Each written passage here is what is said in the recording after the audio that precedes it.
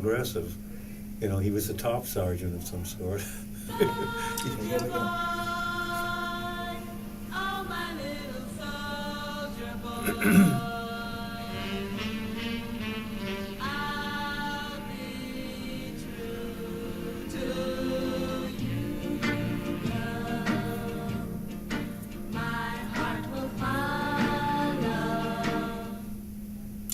Good afternoon, Hartford, and welcome to another edition of Voices of Veterans put on by Hartford Public Access Television here in Hartford, Connecticut. And we're very appreciative of the fact that they allow us, Hartford residents, to use their equipment and their studios to bring you these programs.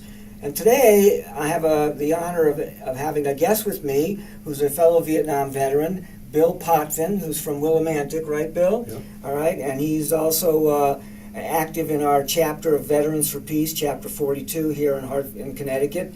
We try to make our views known and try to have some impact on what's going on in our country today and across the world. As former veterans, we feel we have a voice that should be heard, and the experiences we've had, I think, are phenomenal in what we've learned to live with and what we've gone through. So I'm going to let Bill introduce himself a little bit here. He's got a few things to say. He's got something to read for you that he wrote. And so right now I'd like to have introduce my friend here, my fellow veteran, Bill Potvin. Welcome, Bill. Hi, Dave. I grew up conventional education, so I more or less believed in the country. And of course, way back, I'm a 50s guy. People who know me occasionally go, "Why don't you get a smartphone?" And another rock and roller. Huh? Yeah, we don't know all the downsides of smartphones yet. So I'm from the old days. I do run a business with my brothers in Willimantic, the Hosmer Mountain Bottling Company, and I have, through time, become quite progressive, and I've become a member of Veterans for Peace. So what I see has happened is that there's been a conversion in the country. At one point, we were respected all over the globe for human rights, for instance. We had the narrowest difference between the rich and the poor on the globe. We had the great accessible education system, and I'm a beneficiary of that. Yeah, I went to public schools. I'm sure you went to public schools, yeah. Yeah, and a lot of that stuff is eroded, kind of, and the young people aren't aware of it. I feel very bad when I mention to the young people that when I went to the University of Connecticut, I didn't borrow one penny, and my family didn't give me a penny. When you tell them that, you should see the look, like, it's impossible. Right. And you know what you could do? It was so affordable that you could work in the summer and on the weekends and put yourself through school. And still be able to pay for your classes. It's Exactly. incredible. You had to buy your books and that. And I commuted up to Spring Hill from Willimantic, so I didn't have the cost of the living on this. So, Bill, let me ask you, what year were you in Vietnam? In 1970 is when I went there, and you were in the Army, right? Yep. Okay, where were you stationed? I was in Cu Chi for basically the whole, not the whole time. We moved to Swan Lock after, but Cu Chi was the main thing. And of course, that's famous for the tunnels. For the tunnels, right, under the famous tunnel tunnels rats. of Cu Chi, the tunnel, and that was where the 25th Infantry Division was. Yeah, 25th Infantry. Yep. So you were there 70 to 71? Yes. And that's funny because I was there 70 to 71. Really? I was at Chu Lai with the 23rd Infantry as a combat medic. What was your MOS, Bill? Combat engineer. Combat engineer. See, the engineers are the ones who built the fire bases and drove all the equipment and also rode on the convoys and with the trucks and everything. Yes. So how old were you when you were in Vietnam? I was already a graduate of the University of Connecticut, so I was 22. I was an oldie when you think of it. There were people in there who were 18, 19, 20. I was 22. They called me the professor. I had a pair of tinted round glasses, and so that's what I was known as, kind of, when you finished the workday. Well, you're right. When as 22-year-old and a college graduate, right, you would have been looked at as one of the older guys. Yes. Here I was 19 when I went to Vietnam, and I just got out of high school. And I enlisted. Did you enlist or were you drafted? Believe it or not, I enlisted in OCS, and again, thinking of my family, my mother and father said, "Geez, you just got your degree. You want to go over as a grunt, or you want to So I enlisted in OCS, and of course, the strange part about that was they recruited me, and then our class had a 35% graduation rate because they had over-recruited. The war was essentially winding down, so they didn't need first lieutenants anymore. So they changed the standards, and a bunch of us who probably would have graduated 3 or 4 years before flunked out, and then you become an E1 and they send you to NOM. Yeah, see, OCS stands for Officer Candidate School, and this is how they would get their officers early in training, and we used to call them 90-day wonders. Yes. Okay, so the thing was, the war. We all were all growing up through high school, and Bill was in college, but this war was going on year after year. We were watching it grow bigger and bigger on the television screen. I can remember when I was in the 8th grade in 1962, my dad was stationed at Fitzsimmons General Hospital. This was the same year, 1962-63, and then Kennedy was assassinated. The war was still growing bigger every year. By the time I got to Washington State and Fort Lewis, in 65, 66, 67, 68, 69, the war kept growing. That was a heyday. It kept growing larger and larger, and people don't realize that we were involved in Vietnam from as early as 1945, when we had advisors over there with Ho Chi Minh, all the way up to the last helicopter leaving in 1975, right? 30-year involvement in Vietnam. That's America's longest war to date, not the one in Afghanistan that's going on.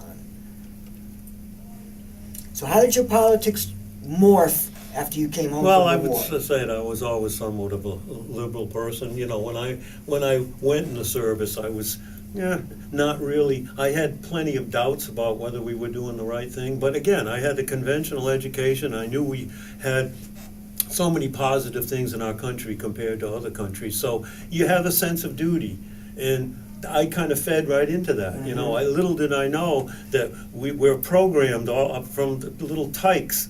I don't care if it's the military parades, etc. One of my favorite movies is Oliver Stone's Born on the 4th of July. It starts out with the parade, and a couple of soldiers go by with their sleeve, with their arms missing, and it's very glorifying. And the little kid who was the star of that now? He got indoctrinated, joined the Marines, wound up getting all messed up, and then he had to go through the VA when it was really bad. And that was based on a true character. Right, and that's exactly what happened with us. We were all conditioned. Yes. We were conditioned throughout high school, even through sports. High school sports, they were conditioning you to go out there on the field and win. Everything was about winning and about hurting somebody else. And so all this indoctrination and conditioning we went through in basic training to treat the Vietnamese as if they were less than human. Yes. And so after I came home from Vietnam, I joined Vietnam Veterans Against the War and marched to my first Veterans Day parade and got garbage thrown at me and was called a traitor because I was already standing up against the war. So as your times changed, I know you mentioned you went to the wall in Washington, D.C., and that you, some of us have left mementos at the wall, and Bill has a letter that, would you like to read the letter you wrote? Yeah. So Bill's going to read a letter. This is the voice of a veteran that was left at the wall in Washington, D.C. Right. On Memorial Day, there was 78 letters left there. I hear you had one as well. Okay. And this was the letter that was left. I'll read it. Based on my conventional education, parochial school, public school, and state university, I have always held a certain sense of duty to my country. I had friends that served in Vietnam during the mid-60s while I got deferments for being in college. The draft was still in place. When I graduated in June of 1969, I enlisted in Army OCS, Officer Candidate School, per my parents' suggestion. We all felt that the U.S. was worth the sacrifice back then. The U.S. had the greatest constitution, an extensive middle class, and a successful progressive tax structure. We were also respected around the world for the support of human rights and a great accessible education system. I flunked out of OCS, and I went to NOM as an E1. When I arrived in Vietnam, I was at a low point of my life. But I soon rebounded as I met welcoming enlisted men who seemed so much more human than the many officer candidates I'd encountered.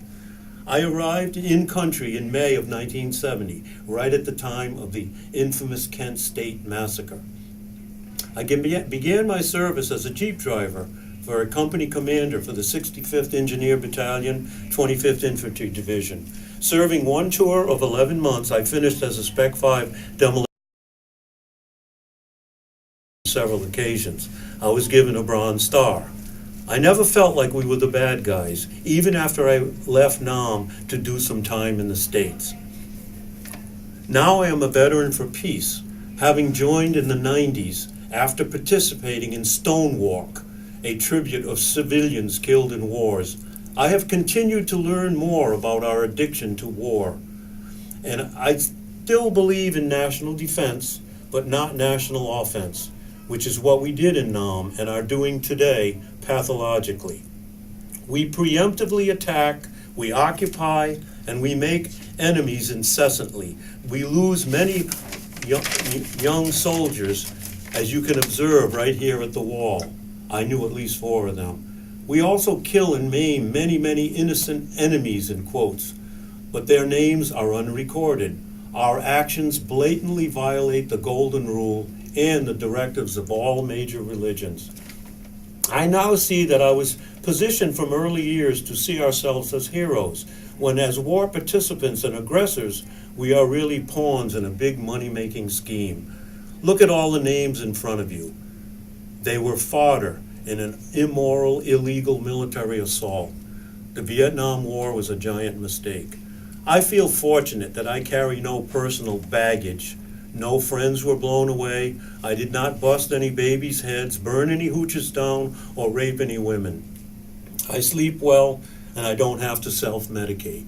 If I did, I might be looked down upon as a veteran bum that could not get my stuff together. Please don't bask in the glory of this place, for there is very little of it here.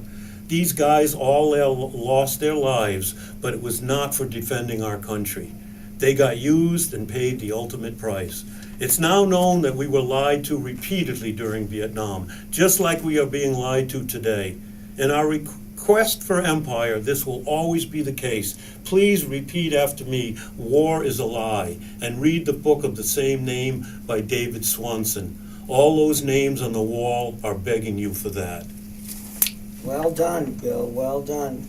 There's a lot of letters and a lot of mementos that have been left at the wall, and I think that the wall has served as a very kind of a healing spot in some places. I've been to the wall numerous times myself, and every time I go, I feel a deeper sense of love for the country and for the people who lost their lives.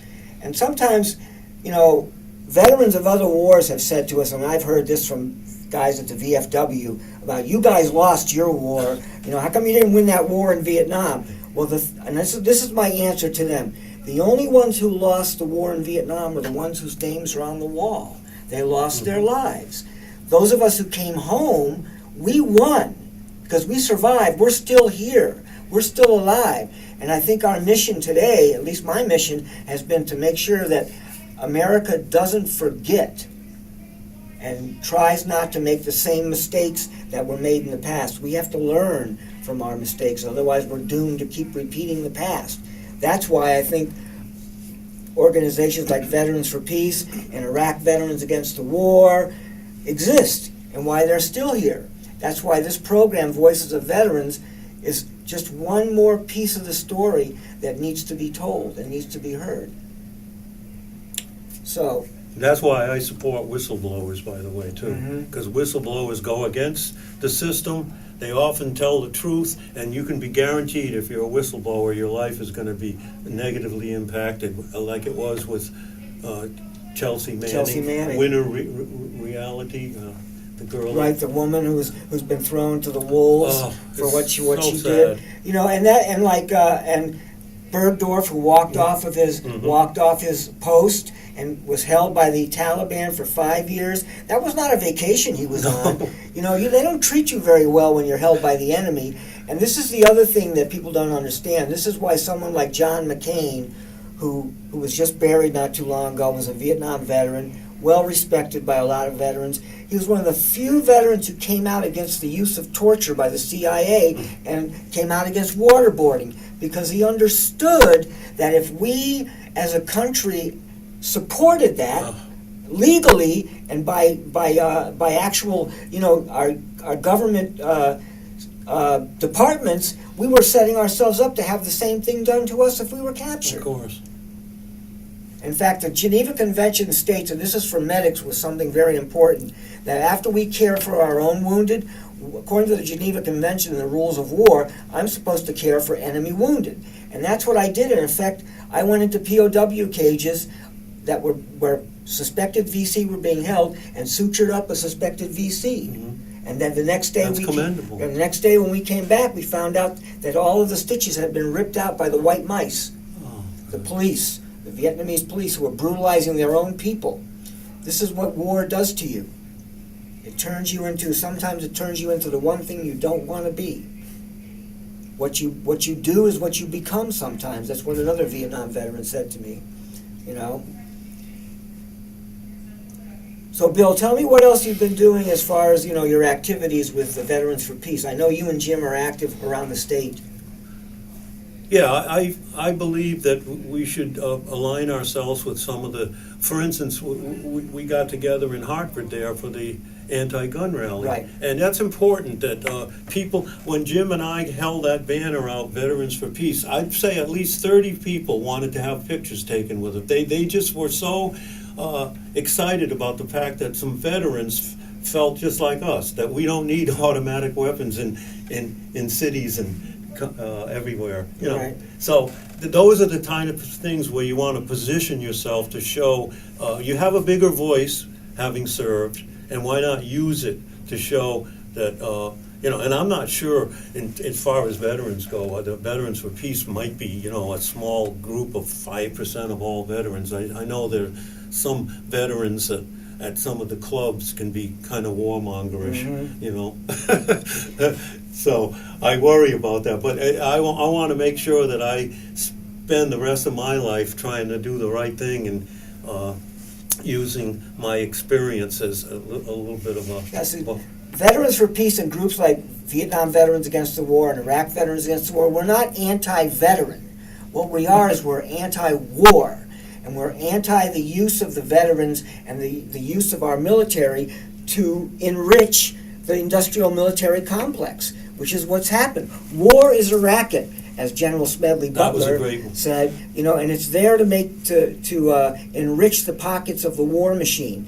And another thing that really aggravates me in Hartford, I'm a union man, and I work for the Hartford Public Library, and I have seen the constant destruction of jobs in the public sector, jobs as school teachers, for library workers, for public works, but yet they seem to find all kinds of federal dollars for Sikorsky building helicopters, for Electric Boat building war machines, weapons of mass destruction, for Colt firearms to build more firearms, and for all these war industries to provide jobs, and yet meanwhile they're destroying the job infrastructure of the people who do peaceful things, who build progressive, useful jobs. It's a bad direction, and it's been going on for a while. We're trying to change that direction and educate. It's a form of education. Yes, and one of the things I did for many years was I went into local public high schools and talked to high school students.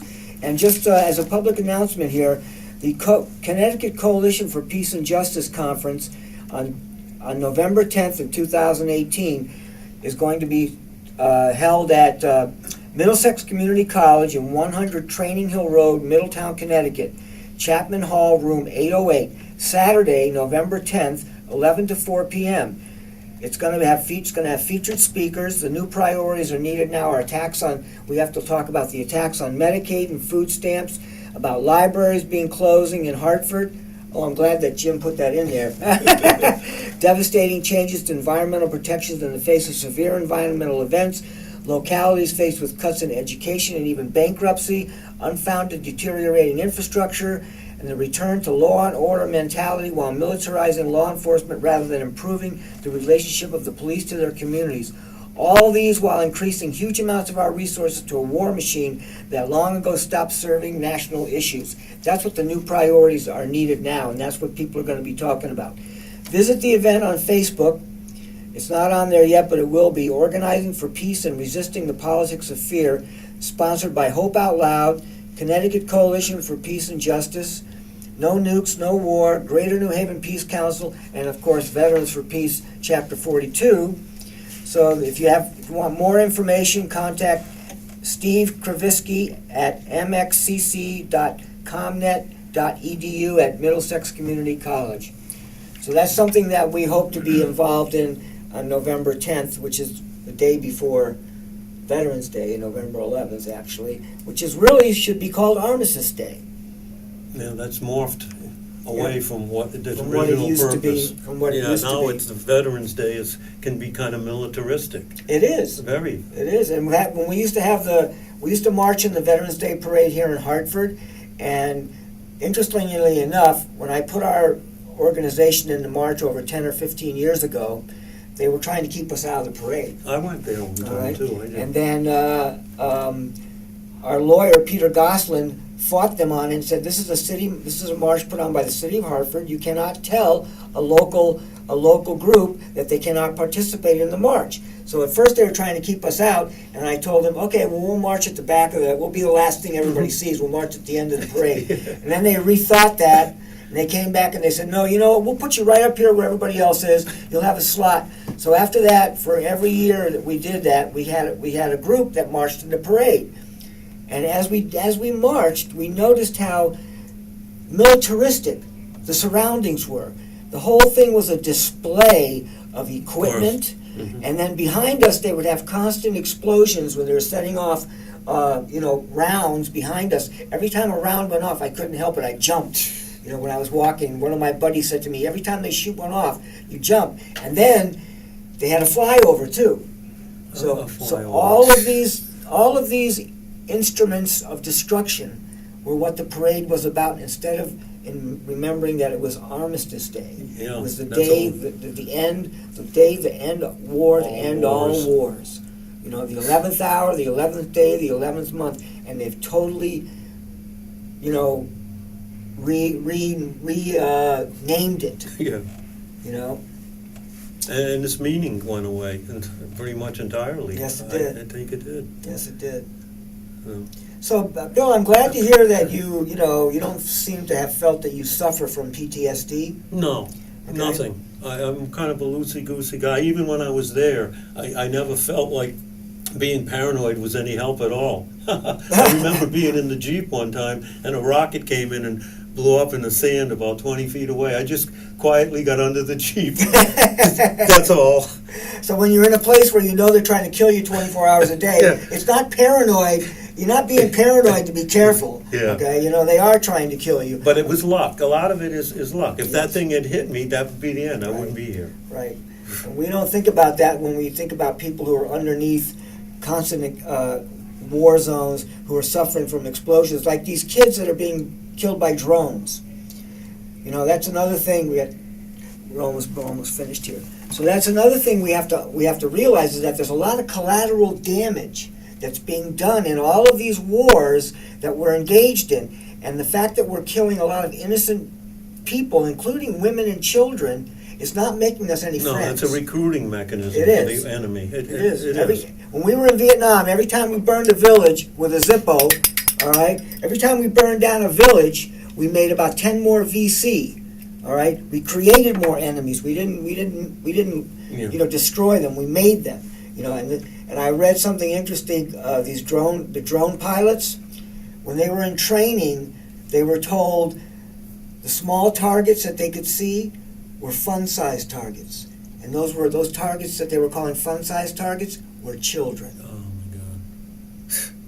So some of these disgusting. drone operators, I know, they went before Congress and told some of these things that they're doing, and the way they're being trained is just simply indoctrination and conditioning.